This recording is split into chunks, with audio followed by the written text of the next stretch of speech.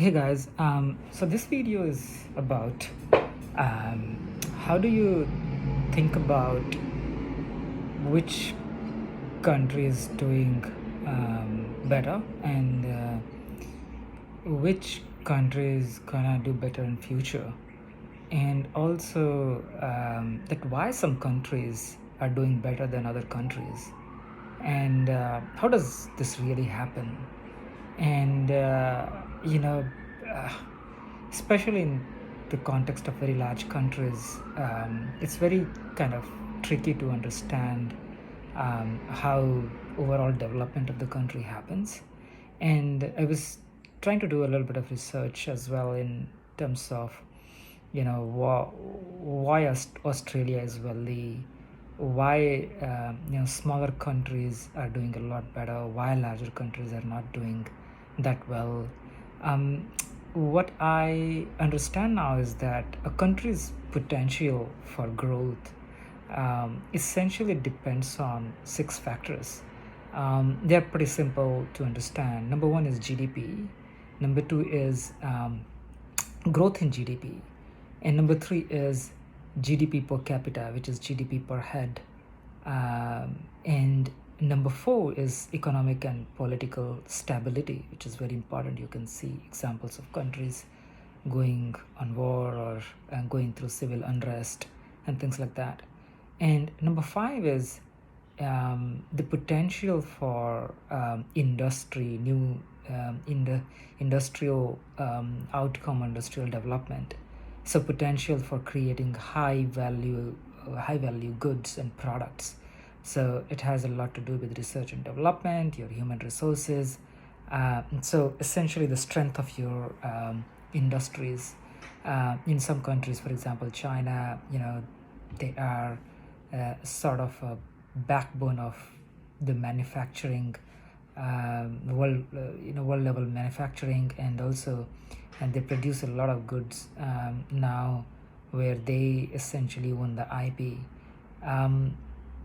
And the sixth one is very important, which is Human Development Index, which is a way of measuring progress of a country based on three factors. Number one is long and healthy life. Number two is access to knowledge and education. Number three is really your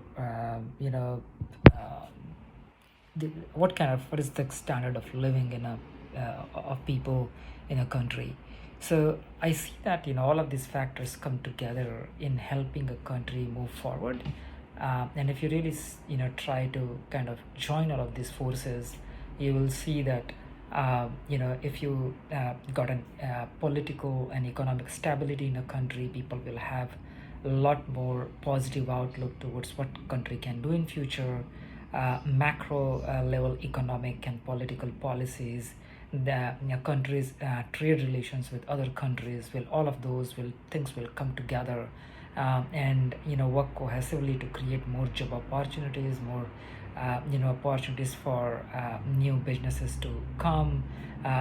People will have better transportation and things like that. And there will be more kind of exchange in kind of scientific and technological advancements. So all of those things will essentially create the backbone for innovation and things like that. And if you see that country's current GDP, it really helps in understanding what kind of foundation or basic infrastructure is already ready, how much spending power people have, and what else they can essentially do to attract more and more foreign investments and things like that. When I look at GDP per capita, that will kind of help in kind of understanding that how much consumers are ready to pay or spend, and how this flywheel, the economic flywheel, can kind of start spinning at what speed, and how much demand and supply is there for like foreign goods and local goods and things like that. And then the most important one is Human Development Index, where if people are living healthy, the cost of healthcare burden is low on government, if people are living longer and healthier, it means that there will be more productive years in human life that can really work towards development of economy. If people have access to right kind of knowledge and the educational system is good, you will have a young population which will be able to kind of use that knowledge and know how to build and create and offer more services and products that can create more outcome for the entire country, and then it can kind of generate some services and goods which can be sold at a country level or locally. And The other important thing is that the standard of living, when your standard of living rises, you have a lot more kind of a lot more freedom or a good headspace where people can work on longer durations on research projects or projects which are really meaningful for them, and you start kind of creating an environment where people's kind of those kind of problems or needs are addressed, which you otherwise will not be able to address.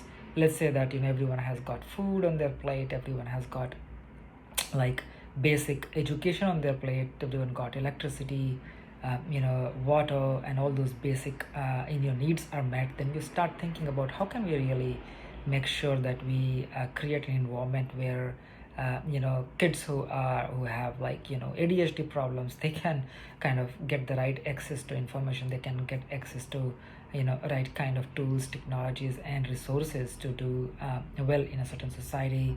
How can you really create more entertainment opportunities for people? How can you create more kind of invest more in entertainment? How can you really make sure that you preserve your culture, you focus on environment, and you can do a lot more on social good? So all of those things are related with standard of living. So yeah, that's the kind of thought that I have, and based on whatever kind of I have read about why some countries are doing well, and what really goes inside that, and how should you really think about it, which countries will do better, which countries might still have a lot of work to do. Yeah.